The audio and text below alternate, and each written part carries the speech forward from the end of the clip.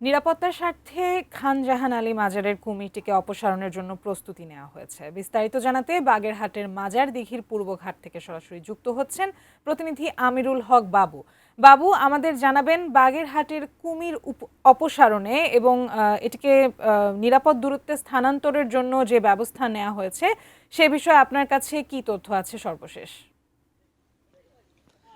আদ্রিতা, এই কিছুক্ষণ হলো ফাতেমাকে যে কুমিরটি টেনে নিয়ে গিয়েছিল সেই কুমিরটিকে খান জাহান আলী মাজার দিঘি থেকে তুলে নিয়ে বন বিভাগ এবং স্থানীয় প্রশাসনের সহায়তায় এখানে উপজেলা নির্বাহী কর্মকর্তা আতিয়া খাতুন উপস্থিত থেকে কুমিরটিকে কিন্তু কিছুক্ষণ আগেই তুলে বন বিভাগের গাড়িতে করে খুলনায় নিয়ে যাওয়া হচ্ছে। অর্থাৎ খুলনাতে যে বন্য প্রাণী রিসোর্স সেন্টার রয়েছে সেখানে নিয়ে যাওয়া হবে। যদিও কালকে রাত্রে জেলা প্রশাসনের কার্যালয়ে একটি জরুরি সভা ডেকে সিদ্ধান্ত হয়েছিল যে করমজল, যেখানে বন্য কুমির প্রজনন কেন্দ্র, সেখানে নিয়ে যাওয়ার কথা থাকলেও সকালবেলা সিদ্ধান্ত পরিবর্তন করে কিন্তু এটিকে খুলনায় নিয়ে যাওয়া হচ্ছে এবং এই কুমিরটিকে প্রশাসনের কঠোর নিরাপত্তার মাধ্যমেই কিন্তু নেওয়া হচ্ছে।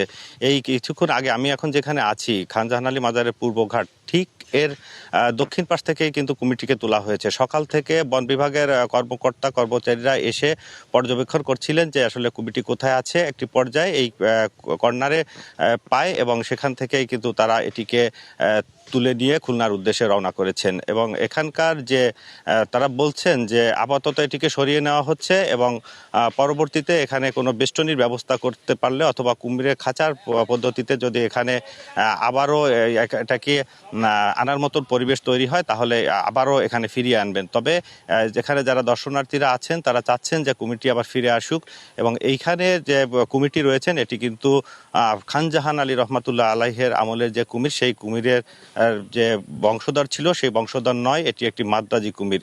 আর মাদ্রাজি কুমিরের মধ্যে কুমির বিশেষজ্ঞরা বলছেন যে এটির মধ্যে একটি হিংস্রতা থাকে। তো পরবর্তীতে আসলে দেখার অপেক্ষা যে কবে নাগাদ এটি আসবে কি না আদৌ আসবে না।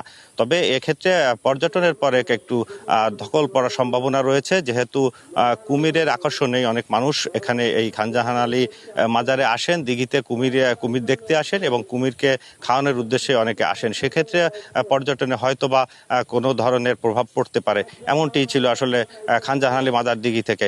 আদ্রিতা।